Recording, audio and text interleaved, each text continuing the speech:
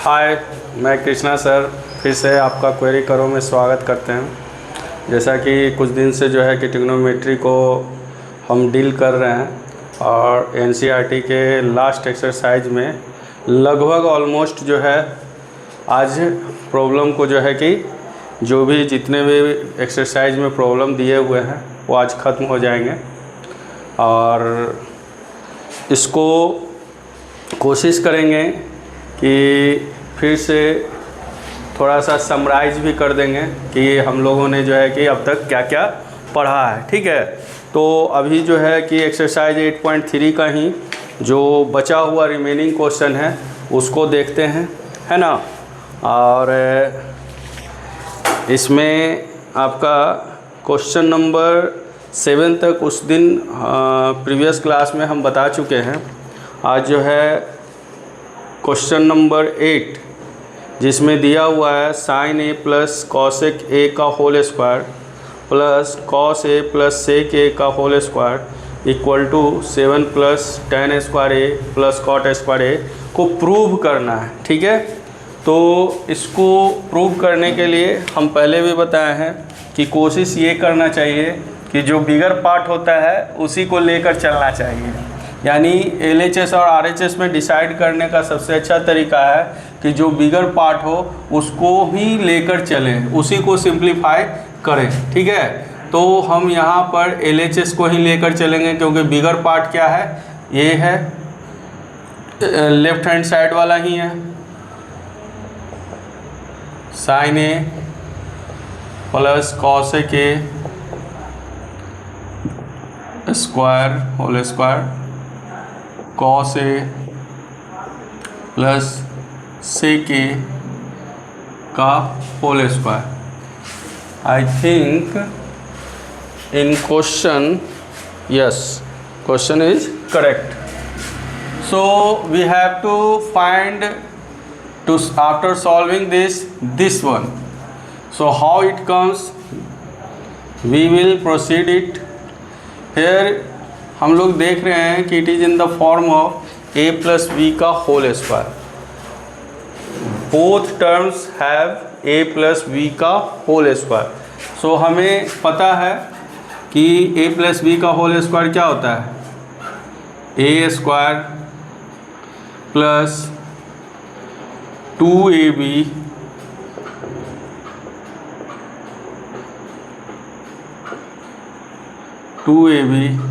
And plus b square. Okay, in same manner इसे भी हम वैसे ही करेंगे, a स्क्वायर प्लस 2ab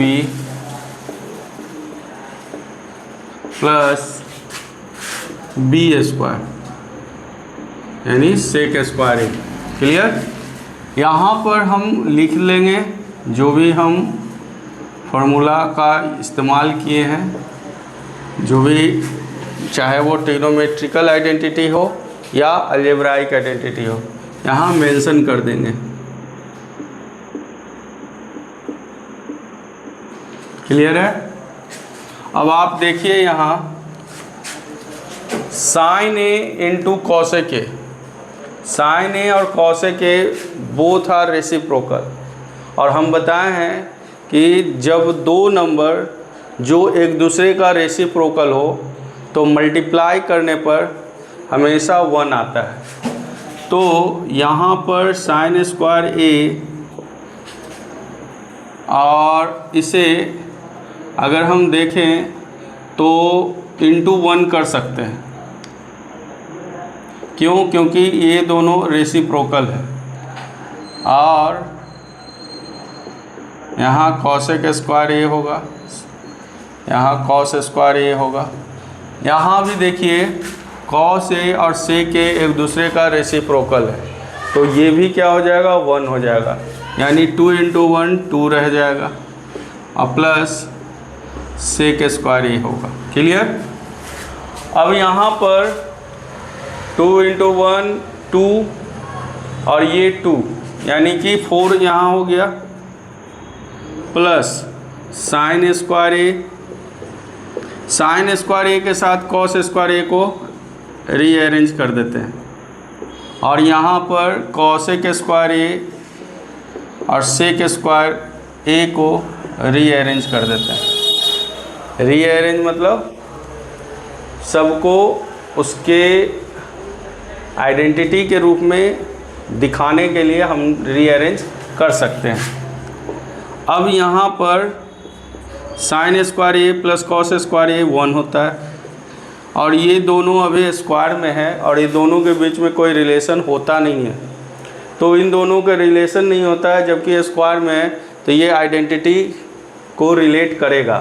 तो हम लोग क्या जानते हैं, जबकि हमको यहाँ देखना भी चाहिए कि जो RHS है उसमें tan और cot में आ रहा है, तो ये cot में रिलेशन देता है और ये tan में रिलेशन देता है। तो हम यहाँ पर चेंज करेंगे, क्या जानते हैं 1 प्लस कॉट स्क्वायर ए जो कि कॉसेक स्क्वायर ए के बराबर होता है और 1 प्लस tan स्क्वायर ए जो कि सेक स्क्वायर के बराबर होता है। इसका मतलब हुआ कि 4 plus 1 and plus 1 becomes 7 and here tan square a and then cot square a can be written and it is proved. So after doing this you can write here LHS equal to RHS and then proved. Okay, यहाँ तक तो हमने कर दिया, लेकिन कुछ missing है। Missing क्या है कि जो हमने आइडेंटिटी का इस्तेमाल किया वो हमें लिखना पड़ेगा। यहाँ पर हमने क्या यूज किए हैं, यहाँ पर नहीं, इस जगह पर हमने पहला identities sine square A plus cos square A equal to 1 ये भी यूज किया। फिर दूसरा identities 1 plus cot square A equal to cos square A ये भी यूज किया। और तीसरा 1 plus tan square A equal to sec square A ये भी यूज किया। यानी ये एक ऐसा प्रॉब्लम है जिसमें तीनों आइडेंटिटीज जो है एक साथ यूज हुए हैं, ठीक है। और आप देख रहे हैं कि ये बहुत ही आसानी से अलजेब्राइक आइडेंटिटी और ट्रिग्नोमेट्रिक आइडेंटिटीज का इस्तेमाल करके हम इसको बना दिए, ठीक है। तो आपको भी इसी तरीके से बनाना है और इसको चाहें तो आप लिख सकते हैं। क्वेश्चन नंबर 9 और क्वेश्चन नंबर 10 दोनों को देखेंगे। पहले क्वेश्चन नंबर 9 को देखते हैं। इसमें आपको प्रूव करना है cosec A minus sine A into sec A minus cos A is equal to 1/tan A plus cot A. तो ऑब्वियस ही बात है कि इसमें देखो कॉम्प्लेक्स फॉर्म ये भी है और कॉम्प्लेक्स फॉर्म ये भी है, तो हम इसे लेके चलें या इसे लेके चलें, यहाँ पर थोड़ा सा जो है कि दिक्कत हो सकता है। लेकिन हमने ये बोला है कि अगर लग रहा है कि कोई भी साइड को सॉल्व करने पर अगर दूसरे साइड के अकॉर्डिंग वैल्यू नहीं आ रहा है, इक्वल नहीं आ रहा है, तो आप दोनों साइड को सॉल्व कीजिए और उसको सिंपलेस्ट फॉर्म में लाइए और मिलाइए। अगर दोनों सही है, दोनों इक्वल है, तो LHS equal to RHS proved लिखा जा सकता है। तो देखते हैं इस क्वेश्चन में क्या होता है।